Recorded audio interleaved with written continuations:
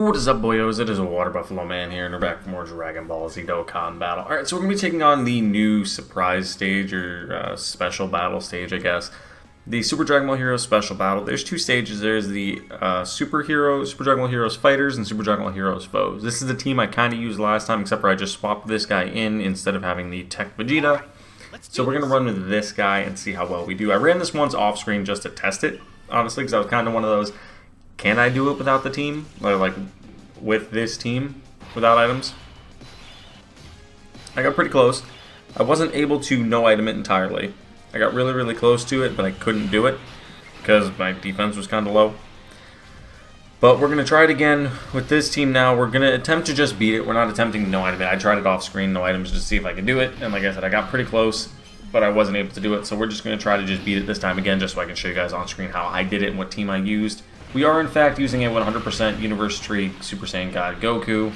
Super Saiyan God, Super Saiyan Goku. We did get him 100% eventually off screen. I did a few more multis later on. I think I got him to 90% on screen. I just did one or two more multis after and finished him off. He's exactly 100%. We do know that there may be another banner coming, but 18 million, this man is nutty. For a kind of once-in-a-while unit that might not come back around again, this man is completely nuts.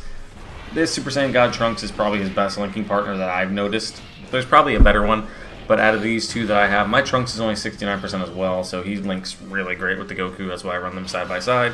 This rotation, we're going to be running the dual Vegetos, the Vegeto AGL and the Fizz Vegeto once we get that rotation around. We have the Saiyan in, what's his name again? Warrior in Black, Super Saiyan Dark Dragon Ball Boost. We run him on this team just because he's so good. But generally, we're going to be running the dual Vegeta rotation and the God rotation, pretty much is how it's going to be. Because that's what I ran, and I had almost no issue. We also, like I said, have the rotating Super Saiyan Goku around, so every now and again when he does, in fact, hit his rotation, he'll be linked up with one of the God Gokus or the Goku there that you see. So he'll actually have a pretty solid rotation every time he comes around, which will be pretty good. But yeah, now that I'm kind of having a little bit of time here to sit and chat other than doing summons constantly, I'm going to break down a little bit of what's been going on. So I told you guys, I was like, I'm back full-time, which I was, because I hadn't actually planned on moving, and then a lot of things happened. The wife and I ended up having to move, not having to move, more or less. The option finally came through for us to move, and everything fell in place really well. I had taken the new job that I found, and the place we were moving into was ready to go. The whole 9 yards, everything was locked in, ready to go.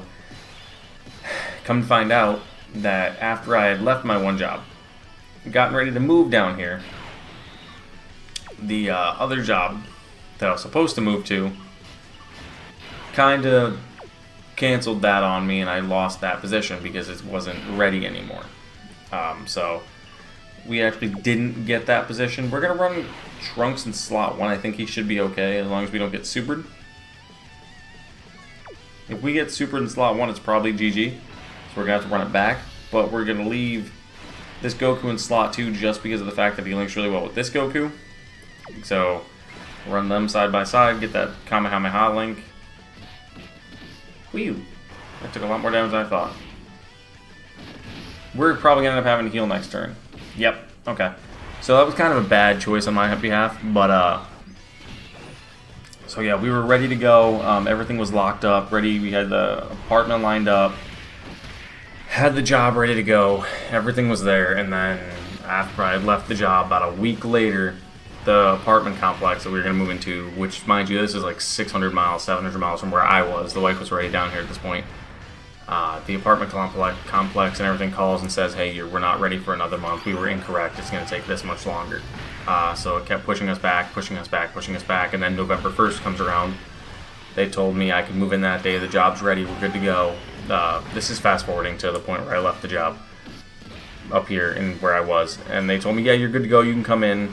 There's no question about that. We're good to go. And then the day prior to me actually moving down here, the guy calls me back and says, hey, yeah, you can't actually move in. We're not ready for you. All these other things happened, and the state is holding us back on allowing you to move in because we don't have this certificate of occupancy or all this other stuff. So that kind of really slowed us down a little bit. And then we like I said, I had taken the job off. I left the job I was at prior. So that kind of put a little damper on that. And then when I moved down here, or I hadn't moved down here yet, I'm sorry. We were looking for a place. So she was actually getting moved out of her place she was in because her friends asked her to leave that she was staying with, because it was at that point in time. And then I was up there. I had already rented my place out that I owned where I lived at prior, and I was moving towards down this way. So I had everything ready to go. All my stuff was packed. My job was done. I had left that job up there. I had pretty much given that up to come down here. So like everything, mind you, was all set in stone, ready to go.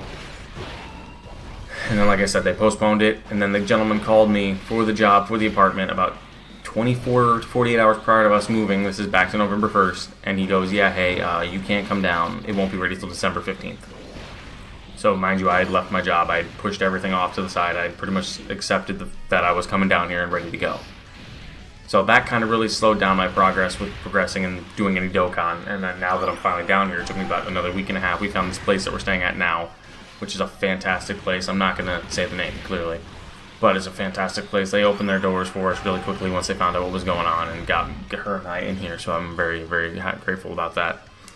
But that's that situation. And now for those of you that were wondering where I've been in terms of making videos, I'll be honest with you. It kind of got to the point where I don't want to say I wasn't enjoying it, because I'm very much enjoying Dokkan still. I felt like I was making videos for myself, if that makes sense. I felt like anytime I would make a new video, it would be just for me.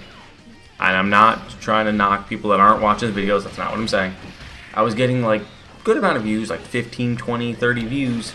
Sometimes maybe less, sometimes maybe more. A little bit in between there. Sometimes none at all, really. But it just felt to the point where I was making the videos, and either you guys weren't enjoying watching them, or it just wasn't being pushed out. I'm not, again, not knocking anybody. It wasn't being pushed out, or whatever it may have been, but it was one of those situations where I felt like I was just making videos of, and it was just not wasting time, spending time that I could have been allocating elsewhere, because I could be doing this off screen. I could be doing any of this stuff that I'm doing right now off screen, and just sitting with the wife doing this off screen and enjoying time with her. And that's part of the reason why I was a little why I stepped back a bit. Because of that, I felt like I was legitimately just making videos for myself, because I felt like I was the only one sitting down and watching them, because I'm gonna have to watch this in post, watch this in editing, and then when it does go on the channel, it just doesn't go anywhere. And then the effort I did put into some of the guide videos, it felt like wasn't going anywhere. And it also doesn't help that everybody, now that the game is unified, everybody's doing these videos, everybody's doing all the content, everybody's doing legitimately anything and everything you can think of in regards to Dokkan, because of the fact that it's synced now. And then you have guys like Truth, who, again, I've always specified I do not care for his content at all, or how he is as a creator. Probably a great guy, but just not someone I care for.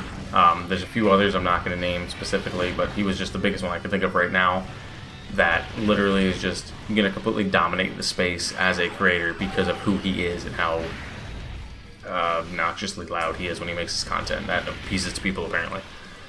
But yeah, he's one of those that's clearly going to dominate the space, especially with it being a joint game now, that there's Global and JP side by side on Dokkan. It's going to make everything so much harder for smaller creators to just develop it all entirely. So I'm not saying I'm done, not by any means. I'm not doing anything like that. I'm still going to be making, but it's going to be my usual, like 2 to 3 videos a week. It's going to be my goal kind of thing. I'll cover when new content comes out, but it's not going to be a showcase. It's still going to be what it was. No showcases, just random videos here and there when stuff comes out. We're going to be having fun with it, is what I'm trying to get at. I'm going to be back to having fun with my videos. I'm going to be enjoying myself and doing things I want to do, and not necessarily just trying to overwhelm the space like he does and other bigger creators that just feel like they need to overwhelm the space so nobody else can succeed. Which, again, don't get me wrong, I get it. That's how it's got to work, because you need to put yourself first as a creator, definitely. So that's pretty much what it's looking like right now, is that we might end up getting KO'd here. I just realized we didn't use any healing items, and if he supers the 2 Fizz guys at the end, we might get KO'd, because this is the final stage. But yeah, it comes down to, realistically, people just not putting themselves first as bigger creators, and not trying to pass that wealth on to anybody else, which, again, like I said, I completely get it. because this is a creative space where you get paid to make this content if you're big enough with it, and you get developmental. It's kind of like a developmental pass. Like, you get a benefit from creating the content. You get paid for it. You help yourself out. It's where people make their money. So again, I get it. But there's that fine line of where you're doing pretty well for yourself. You need to more or less spread the wealth, I guess, would be the term I'm looking for. But not necessarily spread the wealth as well. It's that 50-50 gray area where I don't know how to specifically say what I'm trying to say, but it's there. But yeah, I mean, that's realistically my position right now. I get a lot of you are probably gonna say, oh, he's just whining, he's whining. Sure, yeah, I mean, I guess, yeah, probably. But I'm honestly not gonna change my creation style, and I'm not gonna change what I do because I enjoy doing this. It's just going to be one of those situations where I'm going to continue to create the content that I thoroughly enjoy. We took 113,000 even with a damage reduction. That's terrible. It's also because Trunks doesn't have anything really prior to Super Ink. So now that he's Super Ink, he should be okay. But yeah, and I mean, that's part of the reason why I stepped back a little bit too for about a month.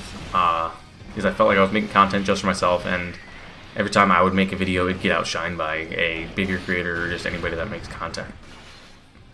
Because I understand that's the way the space works, and I get that. That's part of the reason why I step back a little bit for my own mental relaxation. And there we go.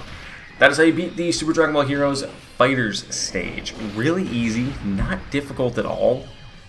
The foes is just a wee bit harder, I guess, if you consider it harder, only because they can lock you in place. But other than that, it's not terrible at all. But thank you guys for watching. Thank you for letting me rant a little bit for those of you that did actually watch. And I will see you guys back here next time for more Dragon Ball Z Dokkan Battle. See you guys then.